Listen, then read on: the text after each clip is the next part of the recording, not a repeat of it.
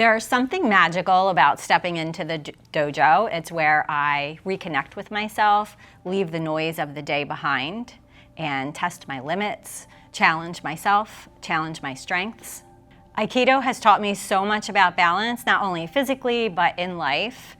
Our sensei he sets the tone at each and every class. He's humble, he's grounded, he's incredibly generous with his knowledge. There's definitely a seriousness to the practice, but it's all about balance. So people here have really become my community. We sweat together, we laugh together, we challenge one another, we make mistakes together, but we do it with mutual respect and understanding and patience. And again, it's just the right amount of learning and growing and seriousness mixed in with a little bit of fun.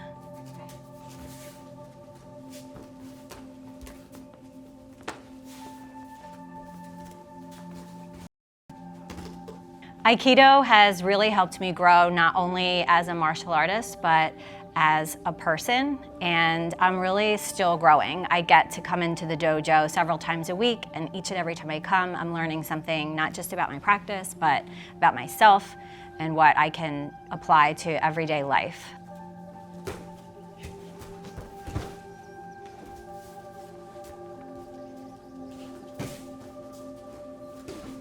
So Sensei, what led you to start Aikido? I wanted to learn self-defense and keep myself physically fit. I figured I would spend about 2 years or so training, and that should be sufficient, and then leave and practice in my backyard or my basement, whatever kind of house I'm gonna have when I grow up. And have you grown up? Considerably. Am I allowed to ask your age? Yes. How old are you? 85. 85. And how long have you been doing Aikido? 40-something years. And what do you strive to really instill in your students? Well, originally I wanted them to learn self-defense, but it turns out that self-defense is something that anyone can learn and anyone can teach. But the whole idea is self-improvement, and you never stop picking that up. You learn how your body moves, what you can do and what you cannot do. When do you think you'll stop doing Aikido? When I take my last breath.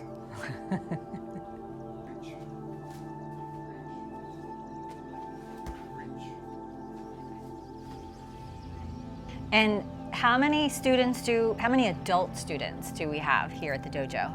Saturday mornings, we end up with about 22 to 23 students, and there's usually 1 or 2 not there. And what do you think the median age is? About 45.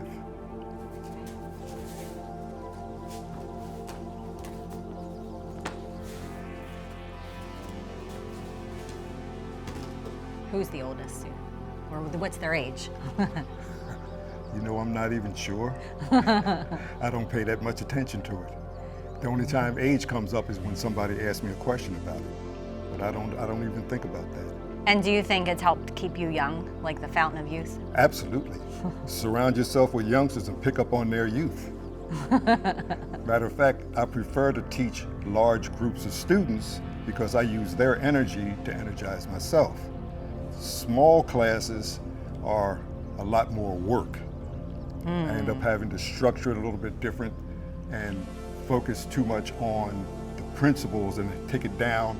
And once they start picking it up, then I start getting caught up in it. But I use the energy of the students. So each class, do you have it fully prepared when you come to class, or are you sort of preparing it on the fly based on who's present and the mood of the room? The second part, who's present. I don't believe in preparing for classes unless people are preparing to take a test to demonstrate their skills. The whole idea is I use, what do they call it, the lay of the land? And the students that are there, and I pick up on their energy and what they're doing when they walk in, and I base my class on that. And I believe that because sometimes we get really beat up and worked hard, and other times it's more of a mental challenge. Sometimes it's both, physically and very mentally challenging. but not physically beat up. No, not Psychologically. harmed. Yes. Psychologically. And worked out. Yes. Okay, well, speaking of a small class, today you have a class of 1 for a minute. This is going to work. Okay. So I have to use your energy.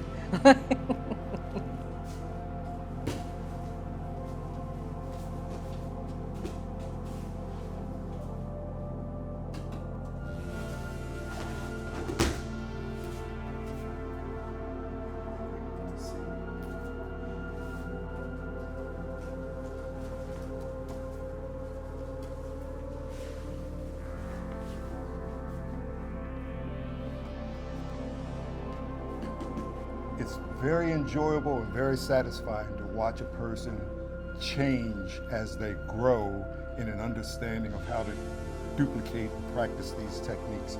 It's not about the techniques, it's about the person changing. And when you consider that all life itself is change, people tend to want to change to do something, but they also want to stay where they are. They get uncomfortable when they start dealing with change. And yet when you come into a martial arts dojo, that's all there is change in front of you all the time, every time you practice. So you have to get comfortable in dealing with the change and recognizing the change and making yourself change. So as you do that, you study those 4 principles, develop calmness, progressive relaxation, correct posture. And the last thing that they demonstrate in the list is positive mind. But it says develop positive mind. I say have positive mind. Start that way. If you can't start that way, find some place to go to start it. That's what Aikido was talking about. That's the change. And I get off on watching people as they start to grow that way.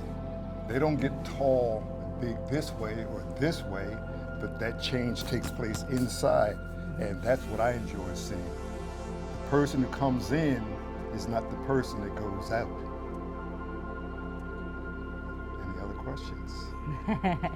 No, that's so true what you're saying. And constantly, like I've had to get comfortable with being uncomfortable. So getting up in front of people and doing techniques, especially sometimes I don't know what's coming. Like you might call me up and say, lead the class through calisthenics. Yep. And you get comfortable you don't know it's doing coming. that. You don't have a problem with it. A lot of students have problems getting in front of a crowd. I've always had problems standing and talking in front of a crowd. I've never been comfortable with that. But once it starts, then I'm okay. So you learn how to get comfortable with being uncomfortable. Yes. Yeah. Yes. Yeah.